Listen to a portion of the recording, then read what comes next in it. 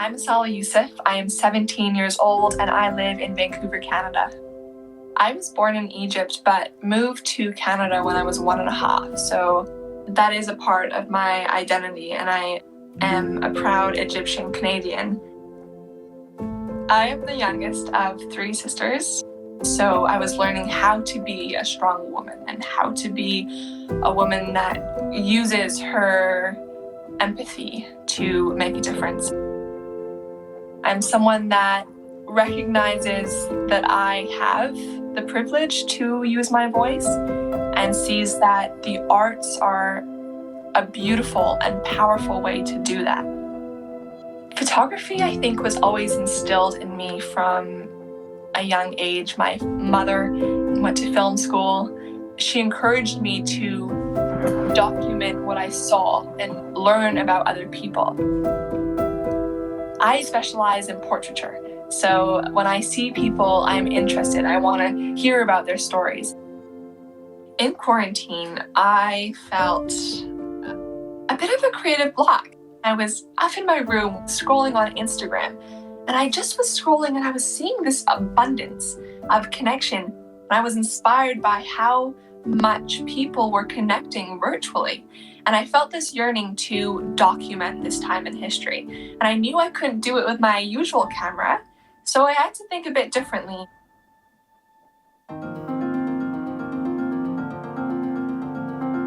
Then came Screenshots of Home, a photo project that documents and takes portraits of people all over the world over FaceTime.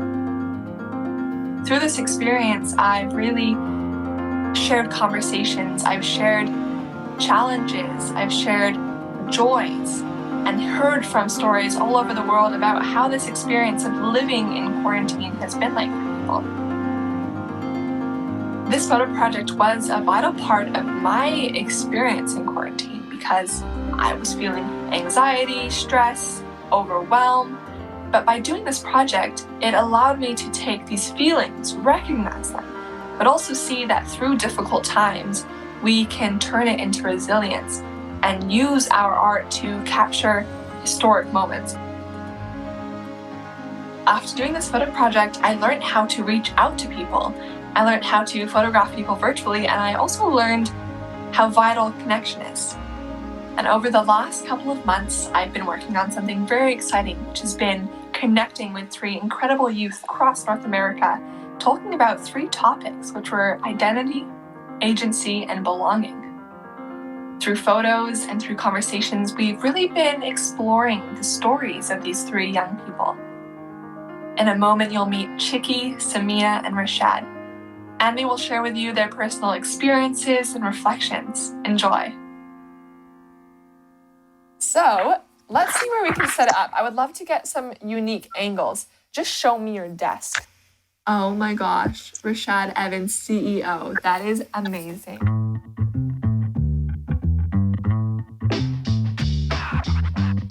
My name is Rashad. I'm 13 and I live in the Chicago area.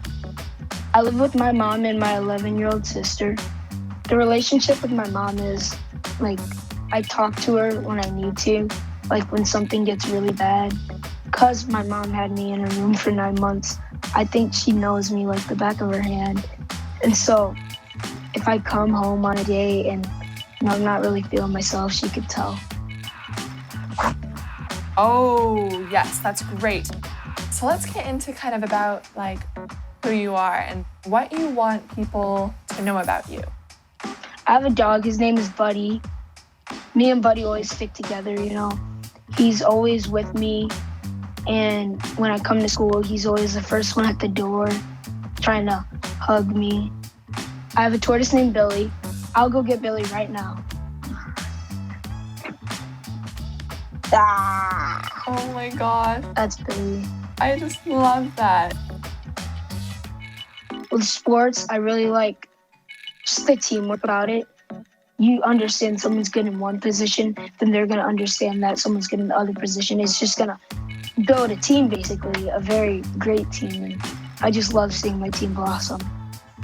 I do TikTok. It's like an outlet of my creativity, an outlet of my thoughts. But I usually just use my TikTok to have fun and be, a 13-year-old. I think about what I'm doing. I don't go along with what everyone else is doing. And I think that's what a lot of 13-year-olds do because they want to fit in and seem cool.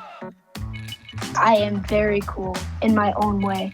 I don't need someone else's approval to make it seem that way.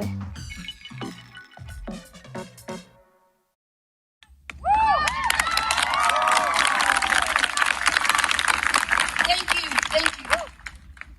So in the summer, I was invited to speak at a Black Lives Matter rally, and it all started when Ahmaud Arbery and George Floyd got killed. It scared me because they're Black men just like me.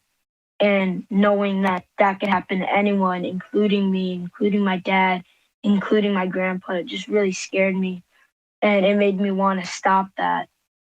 It just made me want to end it. I, as a 13-year-old Black male, shouldn't be protesting this in 2020.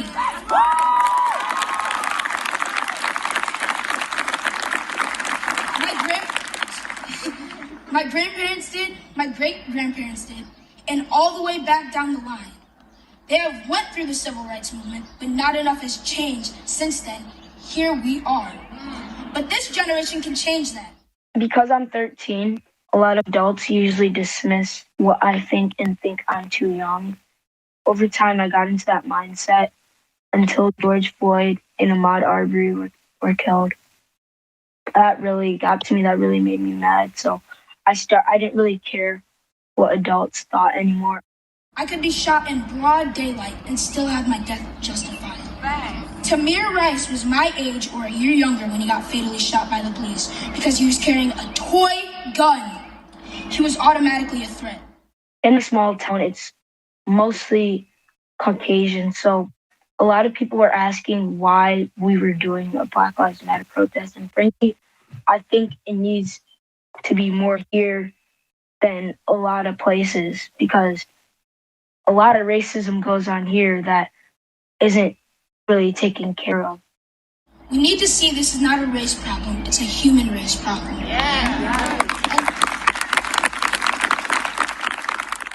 When I was 10 years old, I started a business. It was window wall cleaning, and I got all kinds of animals out of window walls. I even got a chipmunk out of there before. And I just loved doing it because I loved animals. I started knocking on doors to ask people if they needed their window wells cleaned. I was only 10, so my mom drove alongside of me to make sure I was okay.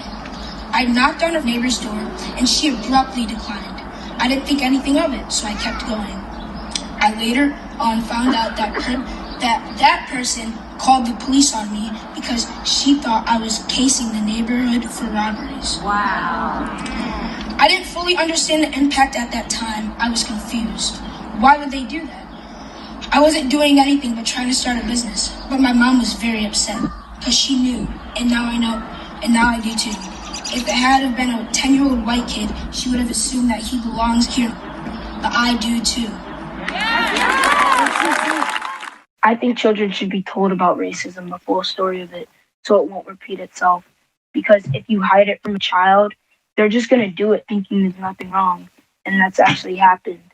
If you don't teach it, then it will just be learned either way. If you don't say it's wrong, then people are going to be like, or even friends are going to be like, oh yeah, it's fine. It's just a joke. No, it's not just a joke. It's racism.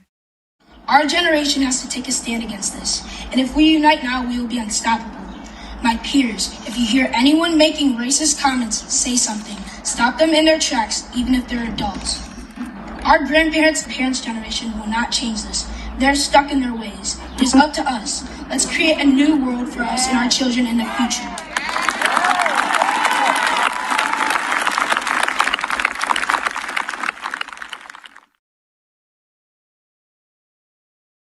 And screaming, laughing at something my teammates said, and eventually me giving up and deleting the game. That was an amazing series. Perfect. I am Samia Zia. I live in Long Island, New York, and I am 16 years old. Who do you share your home with at the moment?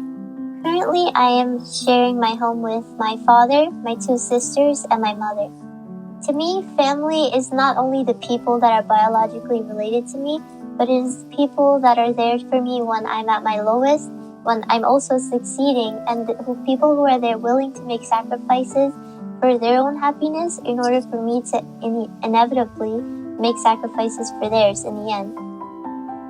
My first language was actually Punjabi. My mom tells me that as a kid, I would ask any guest like 1,000 questions in Punjabi about like how they get here, do they take a car, a bus, and just like various other questions. I went to school and I learned English, and I learned Urdu because it's more formal. And then in middle school and high school, I developed a passion for learning Spanish and Korean too. Mostly because I've been surrounded by such a diverse pool of people my whole life, and I want to know more about them. I want to show them that I'm not just learning their language to, just to mess around and find funny words, I want them to know that they are loved, they're cared for, and that their energy is being matched. Your wall behind you. What does this wall say about Samia? So the wall behind me says a lot about Samia, actually. As you can see, the awards are higher up on the wall. And it's mostly to show that on the outside, which is like at the tip of the iceberg, you see all the accomplishments, you see the good part. But then you don't really know who I am. And there's just so much about me that people don't know. And aside from, the girl who gets a lot of awards and stuff. I want people to know that I'm not just always going to be this happy person. And just because I'm always smiling does not mean that I'm having the best day ever.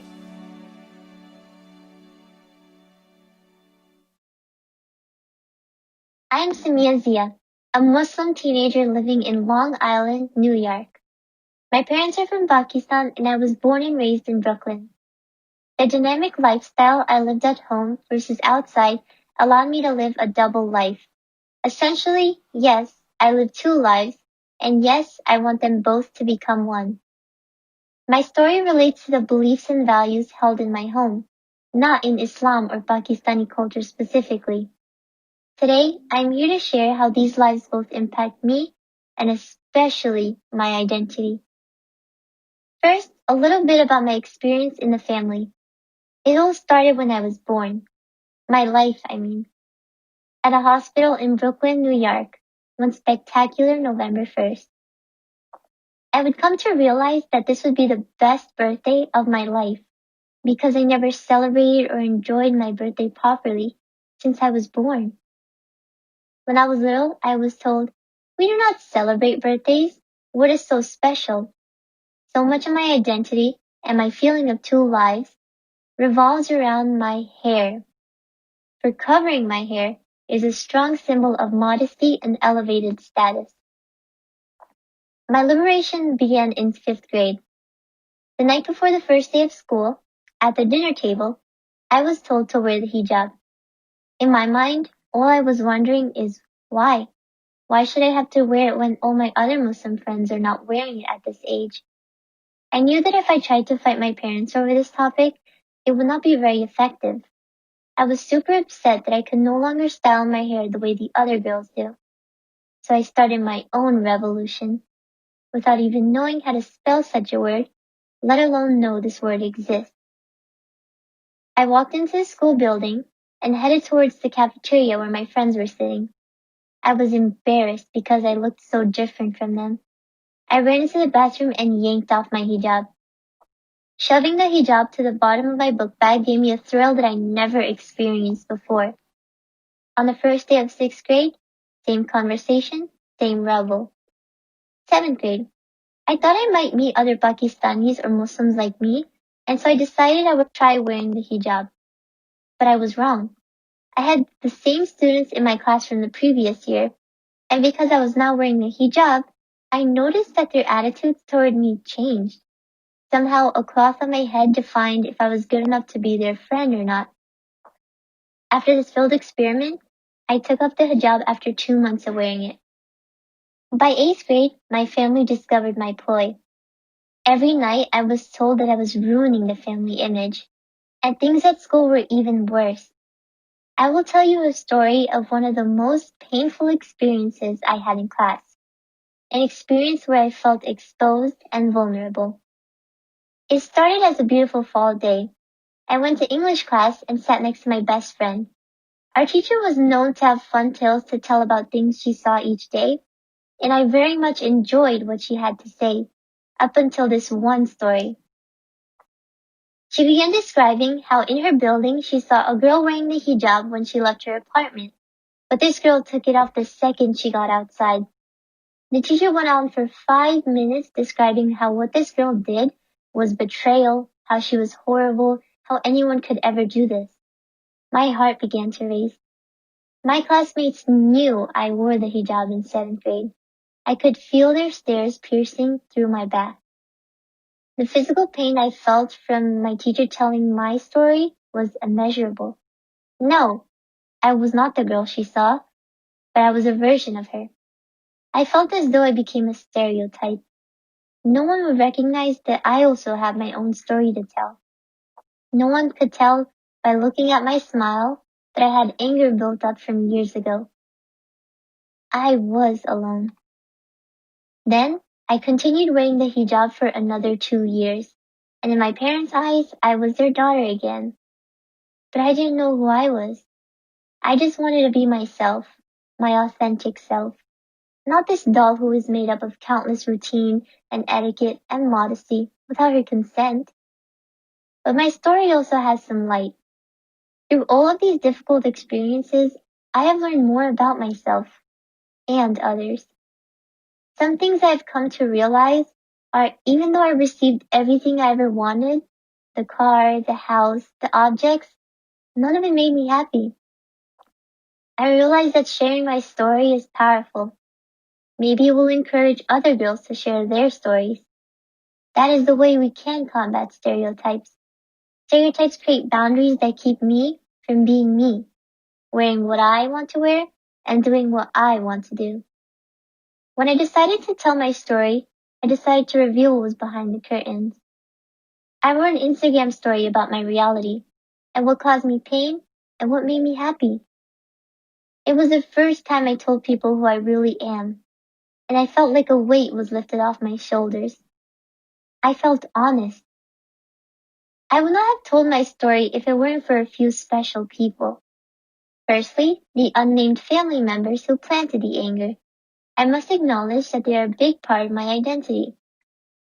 My mentor or friend at NXU, a community organization that helps young people find purpose in life. Without my mentor's kindness, sympathy, and overall interest in how I was doing, I would not have been able to recognize that despite our differences, I could still connect with them. My mentor constantly encourages me to step out of my comfort zone and cheers me on in everything that I ever tried to do. And the kindest club advisor I've ever met, who did something she may not even realize was powerful. The two of us were discussing college essays, and she began describing the college essay that had the largest impact on her. She said the essay made her feel emotions. In that moment, I realized that my story of not having the rights to my own hair can be immensely empowering. I decided I will no longer keep everything I went through in the shadows. For I am really not alone. Today I can say that I don't get to be my most authentic self yet, but I've made it clear that she exists, to others and especially to myself. If there's one thing that I want anyone to take away from my story, it is that kindness matters. If everyone is kind to one another, that is probably the best thing that you can get out of any community, especially if you think you are very different from others. Thus, I leave you with my favorite quote from the French mathematician Blaise Pascal, who was also featured in the book Wonder. Kind words do not cost much, yet they accomplish much. Thank you.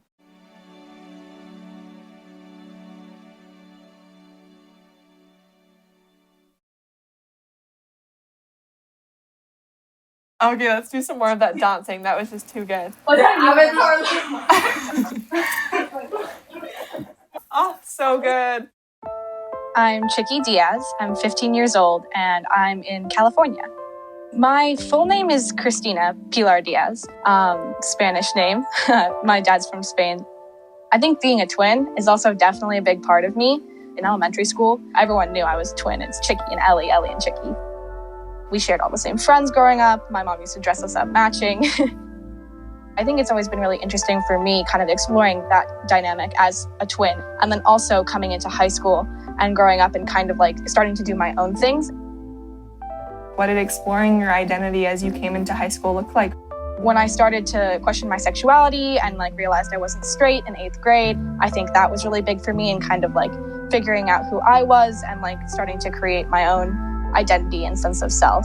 And you also mentioned your dad was one of, I guess, the first ones that really introduced this topic out loud with you. Has he been quite an important part of this time for you? Yeah, I think both of my parents, because I came out to them at the same time. And 3 days later, my mom came back with a necklace that had rainbow beads and a little like heart. And it was like really important for me because I'm so lucky to have such an accepting family. And they were basically like, yep, right away. During that time, I got more involved with the GSA at my school and started to make some more friends who were also, you know, queer, part of the LGBT community. And like making those friends and kind of shifting a little bit away from my old friend group was really important, I think, in kind of figuring myself out. Because I could be around people who, you know, were kind of going through the same things and I could relate to a little bit. I think writing can be really helpful in being like, this is who I am, this is what I am right now, and like what I want. And so that's been really important. And I think just storytelling in general is so powerful because like you really get to connect with whoever's story it is. That's how we build empathy. And like that's one of the most important things we could do. In social justice work, it's so necessary to build empathy and understanding, and like telling each other stories is like the first step of that.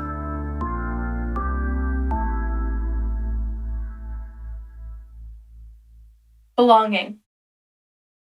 Belonging was a dream, a fairy tale, something that I was never able to attain or achieve. Belonging was a seat at the table, a seat I wasn't given. Belonging was a label, a box that I could fit in if only I squeezed enough. Belonging was conformity, a strict and rigid uniformity, just be like everyone else, or else. Belonging was perfection. It was a constant correction so that I could be the ideal me that everyone accepted, checking off all of the lists that everyone expected, doing everything I could to try and make a connection to feel respected. But in the end, I was rejected. I didn't belong. Not in the conversations, where I would simply exist, biding my time and biting my lip when I finally spoke. Nobody listened, lost in the words, separated by distance. I didn't belong. Not at school, in the halls where I moved around, head down, pushing through the crowd, disappearing into myself. Always trying to excel, but at the same time repel unwanted attention. Why the apprehension? I wasn't always like this. I didn't belong. Not praying in the pews next to people who probably wouldn't approve of who I love or what I do. Time spent in Sunday school. I couldn't follow those rules, feeling like a fool. My fate was cruel. I didn't belong. Not at the sleepovers, long hours into the night, braiding hair, truth or dare, who do you like? They all seemed to enjoy those talks about boys, so why didn't I? I didn't belong. Not at lunch, unsure of where to sit, a pit settling down into my stomach.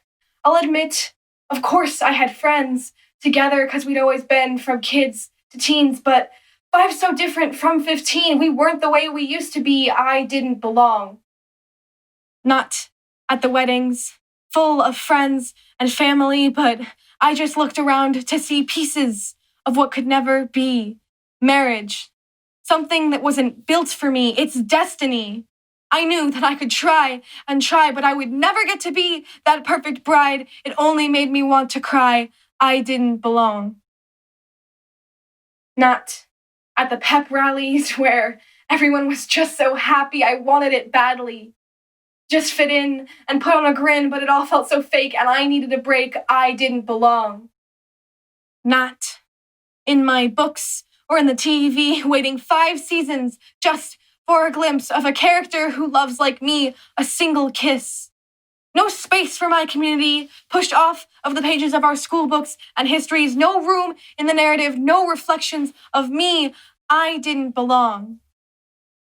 Not in my classes with whispered words and offhand comments, always meant as just some nonsense, but even when it was unconscious, it hurt more than any toxin. Toxic. Can't you take a joke? I broke. I didn't belong. Sometimes, not even in my own head, filled with a certain existential dread, awake at night, I couldn't look up ahead at my future. Unsure and unsteady, I felt misled. Sometimes, I thought I belonged, and then the thought was gone, tread upon by my worries and fears.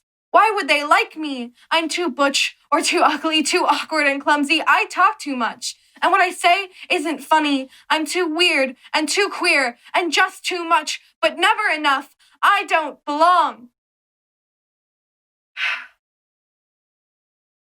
I need to stop. Take a second to pause, a deep breath, because belonging, it isn't what I thought it was. All along, I was wrong. What does it mean to belong?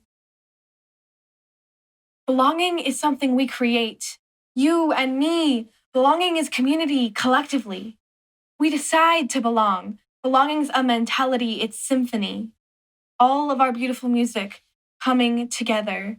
Belonging is fluidity, changing from one moment to the next. Belonging is human, incredibly complex. What does it mean to belong? Belonging is in the air. We live and breathe it, and though we may not always see it, I swear it's there. Belonging is a choice. You have to use your voice to stand up and make a space where everyone belongs. What does it mean to belong? Belonging is the counselor, letting me stay tucked away in their office when it was all too much. What does it mean to belong? Belonging is the teacher who complimented my hair, letting me know that someone cares and they're there, even when I thought no one noticed. What does it mean to belong? Belonging is my newfound friends, sitting in the hallways, at lunch, a chance meeting, a ragtag bunch, where we just get to be ourselves.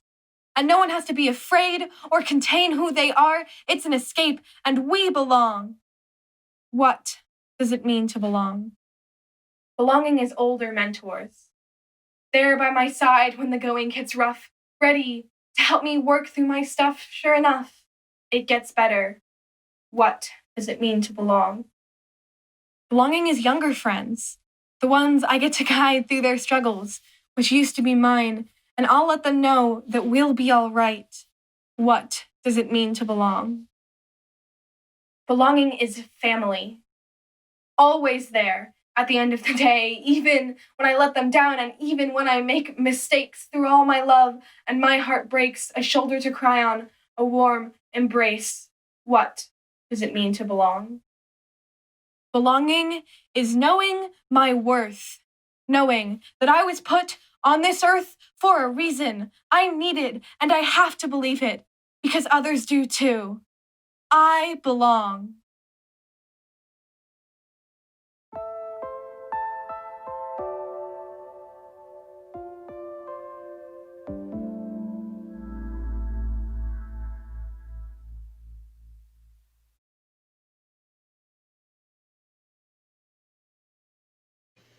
Wow. Every time I hear each one of your stories, I feel just as impacted as I was when I was talking and learning from each one of you. First, I want to extend a warm welcome to everybody watching today. I feel extremely honored to be sharing this virtual space with all of you. I hope you enjoyed hearing from the three youth, our stories, our lessons, and our experiences. And now I want to say a warm welcome to the three incredible youth that you just met, Chicky, Samia, and Rashad. Welcome.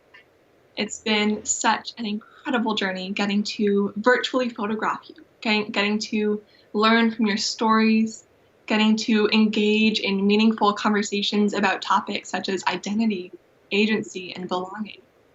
So in reflecting on my own experience of this time and this journey working on this virtual exchange, I've definitely noticed that I've grown in many different aspects of my life. So I'm curious to hear from you three. how have you grown, or maybe what have you learned about yourself and others during this experience? Samia, do you want to start us off? Of course, thank you. I just want to say that this has been an amazing experience, and I don't know where I would have been without such like an amazing journey, meeting all these amazing people. And I would like to say, in a very concise way, but very emotional way as well, that making this presentation, working on, fitting out what matters most to me in a few minutes, it showed me a lot about what the importance that my story has, and the fact that I'm not the only one who is the voice or the controller of my power. The other people that give their opinions on what I have to share also play a huge role in showing me that I do matter. And I shouldn't be the only one who gets to tell myself, no, this is not important to you. No, you don't matter. Because everyone else around me matters too. Thank you, Samia, for sharing that. That's so beautiful. And something that I found so powerful in your presentation was about how important it is for us to share our stories. So thank you, Samia. Chicky, would you like to go ahead? Yeah, of course. It's been just such a wonderful experience. And I think really echoing Samia's thoughts, it's been so powerful being able to share my story. And writing is always really a personal experience, and having to sit down and pour myself out onto the page and really try to figure out, who am I and what am I trying to say here? Always allows for a lot of self-reflection. So I feel like I've really learned a lot about, my experiences and been able to reflect on why they're important and what I can really learn from them. And being able to have, so many wonderful people working with me and getting so much positive feedback has been such an important reinforcement, I think. And being able to share my story is really powerful, and hear people, tell me that was really powerful, and wow, I feel so much because of that, and seeing how it can impact people is really just so positive. And I think everyone deserves an experience where they can have that, and they can really see, wow, I'm worthy, and people can learn from me, and people resonate with what I've been through and what I've experienced. So it's just been so positive getting to go through this and meet everyone and be on this journey. Oh, beautifully said, Chicky. Thank you. Rashad, I would love to hear from you. Hi. I just want to say thank you to everyone that has helped me with this journey. It's been really well. Well, I just want to say that this really taught me a lot. And like what Chicky was saying, it made me reflect a lot on my life rather than what's been going on since quarantine started. And yeah, pretty much that's all. But it's also gave me an outlet to know that other people care too, like not just in Frankfurt, not just my mom, not just my grandma, not just family members, people all around the world came here to see all of our stories. So I just find that amazing. So thank you for coming. I just want to say that. Oh, that's so cool. I think really what you're saying is really what I'm hearing from you, and what I'm understanding is that each one of you are sharing that we've been learning about self-awareness. We've been talking about social awareness, and we've been really engaging in these conversations and learning more deeper about ourselves in order to be able to share it and articulate it with others. And it's been beautiful getting to put together our own stories, learning about ourselves, learning from others. So thank you, each of you, for sharing that. And I want to transition more into spaces of learning, so in schools. So what can educators do to bring agency, identity, and belonging into these spaces? Now, I'm just going to share a personal experience. There's an educator at my school that I deeply appreciate. She's the First Peoples teacher, and she often teaches in a way that aligns with the Indigenous ways of knowing and being. And so she often invited our class to sit in circles, to discuss about materials, topics, to talk about serious topics, and to engage in talking circles. And what I loved about what she shared about doing that is that in these circles, there was not one other person that's more above than someone else. We are all in this circle together. We all are equal. We all can look at each other on the same level, which I found was such a gift that she gave us all, that I was able to sit in a circle with my peers and look at each one of them. That each one of us knew that we were being seen and heard when we were being vulnerable, when we were sharing our stories. And I think that's also something really beautiful about what she did in this space, is that when she put us in a circle, it was a space that we could be vulnerable, that we could share our stories. So that was a gift an educator at my school gave me. I'm curious to know, has there been an experience at one of your spaces, at one of your schools or communities, that an educator has truly created a community of belonging, identity, or agency in some way? If any of you wants to start, go ahead. I'd love to hear. Well, actually, we do this. I think I keep on forgetting what it's called, but we do this thing on our laptops, and it's like it shortens our schedule, and it's for like learning how to be nice online. So I just think that's really good because we go on this Padlet thing, and we can type in all of our thoughts. So I just think that's really cool. Even though it's from home, sometimes it's still like we're still learning and we're still putting all of our input in. So yeah. Thank you for sharing that, Rashad. I would like to say, oh, sorry. Asala and Rashad, that was absolutely amazing. I can't imagine how much that could mean to a student, especially at a young age when they think that they don't really have a space to, talk about how they feel or what they're going through at home. And I want to say that something that really stands out to me the most about having an educator is when you have an educator that really wants to know more about you as a person and doesn't set the limit to, did you do my homework assignment, or you did good on this test, nice job. When teachers realize that you're not doing as good as you used to, or when they realize that you do have potential, then they start asking you questions when they think that, this is not just a student, this is like my school family. So when teachers do connect on an emotional level, aside from just keeping it to, the strict guidelines, I think that is really meaningful to me. That's such a valuable lesson. Thank you, Samia. And Chicky, do you have some thoughts on this? Yeah, I agree so much with everything everyone has said. And I think a lot of times in classrooms, we have this power dynamic where, it's the teacher and the teacher's in charge and they're kind of the head, and, the students do what the teacher says, and that's, end of sentence. And I think power dynamics like that are really harmful. And they really do shut students down and tell you, you're not really important and what you have to say doesn't really matter as much. So, just be quiet and follow the rules and you're good to go. And I think having teachers who really take that time to build relationships with students is so important. And I remember last year I had a math teacher, and you could tell she really had a connection with every student in the classroom. During class times she would teach, and then she would give us time to do our work and walk around and talk to people and help them with problems. And it was very collaborative. And it really got rid of that dynamic of I'm the teacher and I'm in charge. And it was, we're all in this space here together to learn. And, this is a group effort. This is something we're doing together. And at the end of the year, we did a Kahoot, and it was kind of a, how well do you know your classmates sort of quiz thing. And she had a question for every student about their hobby or, something about them or what sport they played.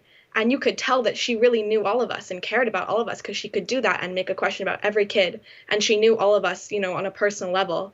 And I think that was just so impactful for me because it really created a culture of, we're doing this together, and this is a safe space where, your learning matters and what you need matters. And I think that was just so valuable to all of us. Thank you three for sharing that. What I'm hearing is so beautiful. Teachers and educators that go deeper and that really connect with us on an emotional level are so powerful. And so beautiful hearing that you three have had these experiences. And I think, Rashad, you brought up the power of virtual connection. And I think we all can talk about virtual connection and how deep and meaningful it can be. And I think some people may think that we're the special ones that can have these meaningful conversations online like this. But really, what we've noticed is that we are not, that these connections virtually are possible and are tangible for educators and students all over. Is there one thought that any of you have of how educators can create these connections with their students virtually from our experience working together? Well, it's just the little stuff, because sometimes students think that teachers aren't human as well. They just think they give us work. That's the end of the day. But I think just the little stuff of like telling us how they're doing, like how their family is doing, even if they don't want to talk about that, they could relate by maybe talking about the game. And if you don't watch that, then maybe talking about the music awards or talking about what's on TV, you know? Mm-hmm. So important to check in with each other. And that's something that I'm hearing from you, Rashad, is that in these times of difficulty, I think something that really connects us is when we check in and we really ask how we're doing. That's beautiful. Chicky or Samia, do you have anything else to add? Yeah, I think, like Rashad was saying, really building that relationship is so important. And checking in on students and giving them a space to, share and talk about how they're doing and, share their stories. Because I think a lot of times we shut youth down and, a lot of youth get this idea that I'm not special or, I'm just a normal kid. My experiences don't really matter. Like nothing exciting happens to me. And, I found when I was talking to you, Asala, and you were, we're doing the interview, a lot of the things I talked about were a lot of the simple, day-to-day experiences in my life and small things like being with friends or being with family, things that a lot of us would say, oh, that's trivial or it's not big or exciting. And we all have this very unique lived experience. And even when we have things in common with others, no one has gone through the unique combinations of things that we have. And all of those small, seemingly trivial moments, come together to make us these really beautiful, incredible people. And I think recognizing that and recognizing that we all have a really unique and incredible story to share is so important. And letting students know that they are special and they do have important things to say. Thank you for that, Chicky. Samia, do you have any last thoughts? I would like to add that what Rashad and Chicky shared is absolutely awesome. I do definitely see the importance of recognizing that all the students aren't going to have the same day, They're not going to be able to talk about what was on the news last night. But something that stood out to me the most about an educator this year through virtual classes is how when she would ask us to turn on our cameras for attendance, she would try to find something going on in the background and she would ask us about it. Like, I have a lot of going on behind me. And sometimes she would ask something new about it, like, what's that thing over there? And for every student, she realizes that, oh, you know what? We might not relate about the same topic, like we might not feel the same about the weather, but we will feel something about something that we keep close to us. So when a teacher recognizes individuality, I think that is really meaningful as well. Oh, so powerful. I could speak with you three forever about these topics, but it is time to come to an end. So I first want to extend deep gratitude to each one of you for sharing your stories, for sharing your experiences and your insights, and for really giving us all an opportunity to learn from you. I'm so deeply grateful. Thank you. And now I want to say thank you to all educators that are watching right now. Thank you for your commitment to youth, for showing up for youth each and every day, and for wholeheartedly and open-mindedly committing to learning and growing to create these spaces for youth. Thank you. So deeply grateful. Thank you, Rashad, Chicky, and Samia for engaging in this conversation. I hope you all have a beautiful rest of the summit. Thanks.